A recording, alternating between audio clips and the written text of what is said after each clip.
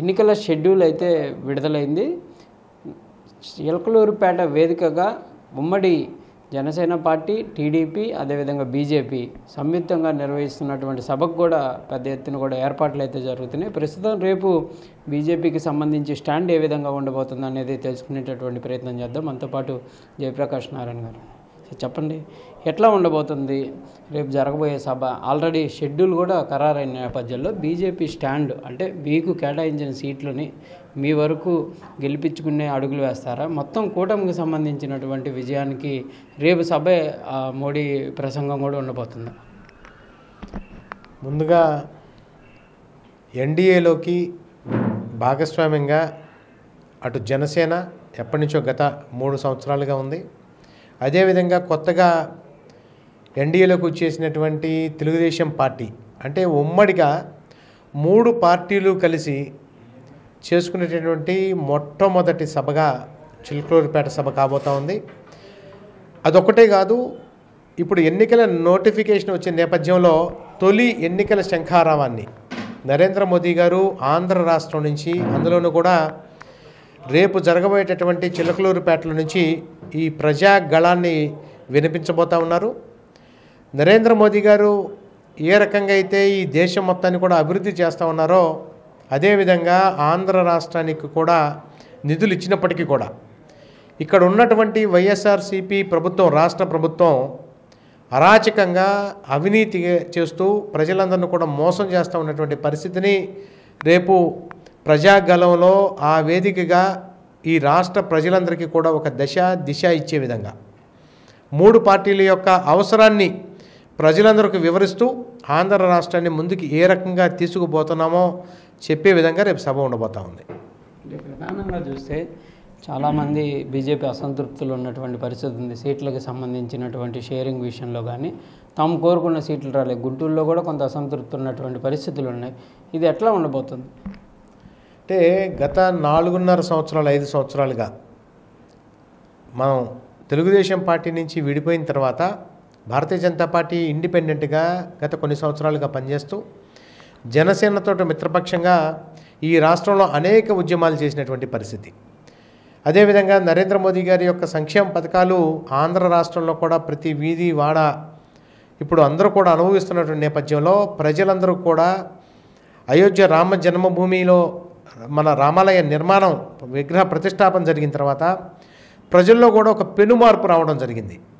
అందరూ కూడా నరేంద్ర మోదీ గారి యొక్క నాయకత్వాన్ని దేశవ్యాప్తంగా ఏ రకంగా అయితే కోరుకుంటున్నారో ఆంధ్ర రాష్ట్రంలో కూడా నరేంద్ర మోదీ గారి సర్కార్ ఒకసారి రావాలి అని ప్రజలందరూ కూడా ఆకాంక్షిస్తున్న నేపథ్యంలో పొత్తు పెట్టుకోవడం జరిగింది. పొత్తు పెట్టుకున్న తర్వాత భారతీయ జనతా పార్టీకి అప్పటికే బలంగా ఉన్నటువంటి తెలుగుదేశం, జనసేన వాళ్ళు ఒక మిత్రపక్షంగా వాళ్ళు పొత్తులు పెట్టుకొని కొన్ని సీట్లు నిర్ణయించుకోవడం జరిగింది. దానిలో భాగంగా భారతీయ జనతా పార్టీ బాగా బలంగా ఉన్నటువంటి కొన్ని నియోజకవర్గాల్లో ఏదైతే నాయకులు, భారతీయ జనతా పార్టీ నాయకులు నరేంద్ర మోదీ గారి పట్ల కూడా ప్రజలకు ఉన్నటువంటి ఆపేక్ష, వీటన్నీ బలంగా ఉన్న నేపథ్యంలో కొన్ని సీట్లలో మాకు రావాల్సిన విధంగా తెలుగుదేశం పార్టీ నుంచి కానీ ఎన్డీఏలో చేరిన తర్వాత కానీ రాకపోవటం అనేది నిజంగా చాలా బాధాకరంగా ఉంది. ఎంతోమంది కార్యకర్తలు వాళ్ళ సమయాన్ని పూర్తిగా ఇచ్చి ఈ రాష్ట్రంలో భారతీయ జనతా పార్టీని, కమలం పువ్వుని ప్రజలందరికీ చేరువ చేసిన నేపథ్యంలో ఇక్కడ పొత్తుల విషయంలో కొంత అంతర్గతంగా కొన్ని సమస్యలు ఉన్నప్పటికీ కూడా కేంద్ర పార్టీ ఏదైతే నిర్ణయించబడుతుందో కేంద్ర పార్టీ ఆదేశానుసారం ఎవరికైతే టికెట్లు వస్తాయో వారందరికీ పనిచేస్తూ ఉమ్మడిగా ఇతర పార్టీలకు కూడా అంటే భాగస్వామ్యమైనటువంటి తెలుగుదేశం కానివ్వండి, జనసేనకు కానివ్వండి అభ్యర్థులందరినీ గెలిపించుకొని ఒకటే లక్ష్యంతో ముందుకు వెళ్ళబోతా ఉన్నాం. మా అందరి లక్ష్యం కూడా ఒకటే, ఇక్కడ ఉన్నటువంటి జగన్మోహన్ రెడ్డి ప్రభుత్వాన్ని గద్దెదించటం, ఈ అరాచక పాలనకి అంతం పలకటం, ఈ అవినీతి ప్రభుత్వాన్ని ఇక్కడి నుంచి ప్రభుత్వం గద్దె నుంచి దించివేయటం, ఇది ప్రధాన లక్ష్యం. కాబట్టి ఆ రకమైనటువంటి ప్రయత్నం జరుగుతుంది. ఈలోపు అంతర్గతంగా మాకు చర్చల నేపథ్యంలో ఇంకా ప్రకటించవలసినటువంటి సీట్లు ఎన్నో ఉన్నాయి. కాబట్టి ఖచ్చితంగా భారతీయ జనతా పార్టీకి న్యాయం జరుగుతుందని, ఈ కార్యకర్తలందరి యొక్క అభిలాష కూడా తీరుతుందని చెప్పి మేము భావిస్తూ ఉన్నాం. రేపు మోడీ గారి ప్రసంగం ఏ విధంగా ఉండబోతుంది? అంటే 2014 ఎన్నికలప్పుడు ఒక ఎజెండాతో వచ్చారు, 19లో 2 పార్టీలని కూడా విభేదించినటువంటి పరిస్థితి, ప్రస్తుత పరిస్థితులు ఏ విధంగా ఉంటుంది?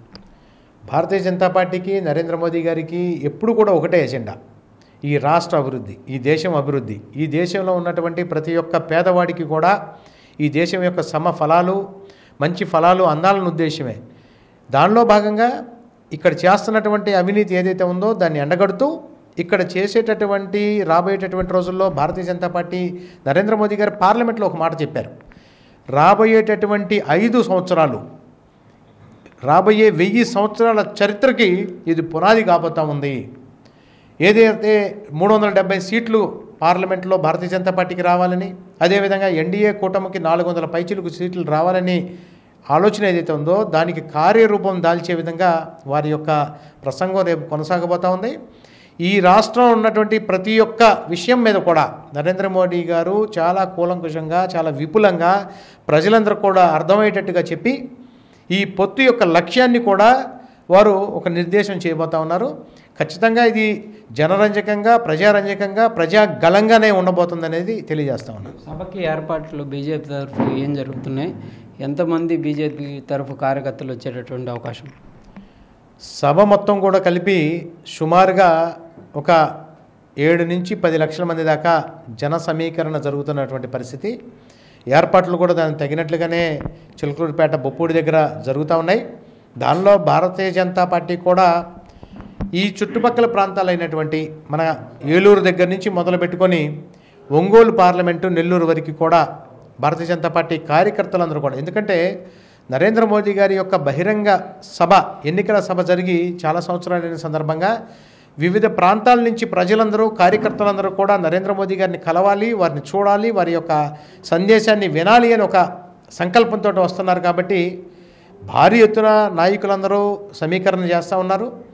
ఏర్పాట్ల పరంగా చూసినట్లయితే అక్కడ ఎస్పీజీ హ్యాండ్ ఓవర్లోకి ఆల్రెడీ అక్కడ ఉన్నటువంటి గ్రౌండ్ అంతా కూడా తీసుకోవడం జరిగింది.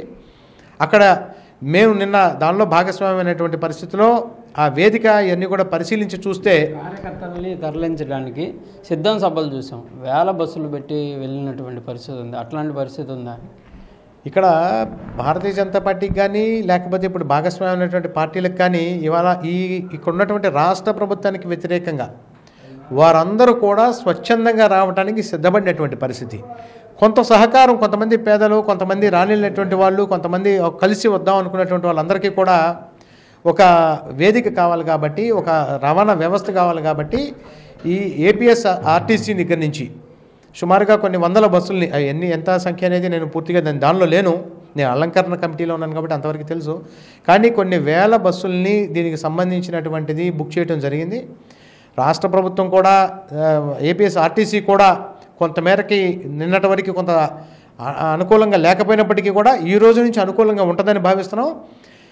ఒకటి స్వచ్ఛందంగా కార్యకర్తలు, నాయకులు, ప్రజలు వారి యొక్క వాహనాల్లో వాళ్ళు వస్తూ ఉంటారు. మరోపక్క రాలేనటువంటి వారికి, అవకాశం లేనటువంటి వారికి బస్సుల రూపేణా వాళ్ళకి కూడా ఏర్పాట్లు చేయడం జరుగుతుంది. అందరికీ కూడా కావాల్సినటువంటి భోజన వసతి, కావాల్సినటువంటి నీటి వసతి, అక్కడికి చేరిన తర్వాత కూడా వారందరూ కూడా ప్రాపర్గా ఉండే విధంగా, సక్రమంగా ఉండే విధంగా కూడా అన్ని ఏర్పాట్లు కూడా భారీ ఎత్తున జరుగుతూ ఉన్నాయి. అంటే సిద్ధం సభలకి చేసినటువంటి విమర్శలు, లిక్కర్ సభలో ఇది అనే విధంగా ప్రతిపక్షంలో ఉన్నటువంటి మీరు కానీ, టీడీపీ కానీ, జనసేన, అట్లాంటి ఇక్కడ కూడా ఉండేటటువంటి సిచ్యువేషన్. మీకు ఈ సందర్భంగా ఒక్క విషయాన్ని గుర్తు చేస్తా. 2014లో నరేంద్ర మోదీ గారు ప్రధానమంత్రి కాకముందు హైదరాబాదులో మొట్టమొదటి ఎన్నికల సంఖ్యార సభాన్ని పూరించడం జరిగింది. మీకు గుర్తుండే ఉంటుంది, అందరికీ కూడా చెప్తున్నాను, నేను ప్రజలందరూ కూడా గుర్తు చేస్తున్నాను, అందరికీ గుర్తుండి ఉంటుంది. ఎల్బీ స్టేడియం హైదరాబాద్లో జరిగినటువంటి సభకి హాజరయ్యేటటువంటి ప్రతి ఒక్క వ్యక్తి కూడా 10 రూపాయలు కట్టి ఆ సభకు వచ్చినటువంటి పరిస్థితి. అది నరేంద్ర మోదీ గారి యొక్క స్టామినా. నరేంద్ర మోదీ గారు అక్కడ మాత్రమే కాదు, ఈ దేశవ్యాప్తంగా ఎక్కడ సభ పెట్టినప్పటికీ కూడా ప్రజలందరూ కూడా స్వచ్ఛందంగా రావటమే కాదు, వారి ఖర్చులు వాళ్ళు పెట్టుకొని, వారికి కావాల్సినటువంటి ఏర్పాట్లు వారే చేసుకొని వారిగా తరలి వస్తారు. అది నరేంద్ర మోడీ గారి యొక్క ఆకర్షణ. కాబట్టి సిద్ధం సభలో చేశారు అంటే, జగన్మోహన్ రెడ్డి అంటే ప్రజలు పారిపోతూ ఉన్నటువంటి దుస్థితి వల్ల మనం ఎక్కడ చూసినప్పటికీ కూడా, మీరు చూసినట్టయితే ఏ సిద్ధం సభలో చూసినా కూడా పోలీసులు బ్యారికేడ్లు పెట్టి, గోడలు దూకి, బ్యారికేడ్లు దూకి పారిపోయేటటువంటి వాళ్ళని కట్టడి చేసి అక్కడ కూర్చోబెడుతుంటే కూడా వినలేనటువంటి పరిస్థితిలో ఉన్నారు. కాబట్టి వారికి మందు, బీర్లు, బిర్యానీలు వాళ్ళకి ఇవ్వాలి. కల్తీ మందో, కల్తీ బీరియో ఏదో ఇస్తాడైనా, అవన్నీ ఇవ్వాలి. అటువంటి పరిస్థితి కానీ దుస్థితి కానీ నరేంద్ర మోదీ గారు ఉన్నంతకాలం ఎవరికి కూడా అవసరం లేదు. ఏదైతే రేపు జరగబోయేటటువంటి సభకు కూడా భారీ ఏర్పాట్లు చేస్తున్నట్టు చెప్తున్నారు. దాంతోపాటు రాష్ట్రానికి సంబంధించినటువంటి అనేక అంశాలపైన కూడా నరేంద్ర మోడీ ప్రసంగం ఉండబోతుందనే విధంగా కూడా జేపీ చెప్తున్నటువంటి పరిస్థితి ఉంది. సభకు సంబంధించి కూడా కార్యకర్తలు స్వచ్ఛందంగా కూడా తరలి వచ్చేటటువంటి పరిస్థితి ఉన్నట్లు కూడా తెలుపుతున్నారు. కెమెరామెన్ సిద్ధుతో సాయి శంకర్, గుంటూరు నుంచి.